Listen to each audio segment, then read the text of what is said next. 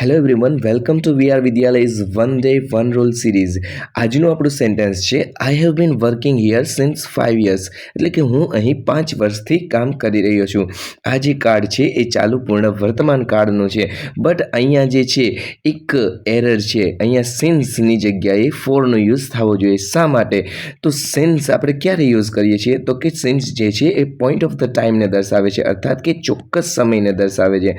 Since 1943 એટલે કે 1943થી તો 1943 એક ચોક્કસ સમય છે.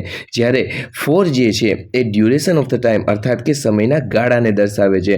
ફોર 2 days એટલે કે 2 દિવસથી. આ બંનેનો અર્થ આમ તો સેમ જ થાય છે, થી. તો અહીંયા જે છે 5 years એ 5 વર્ષનો ગાળો દર્શાવે છે, માટે અહીંયા સિન્સ નહીં પરંતુ આપણે ફોરનો યુઝ કરશું. તો આવા જ વિડીયોઝ માટે પ્લીઝ લાઇક, શેર અને સબસ્ક્રાઈબ.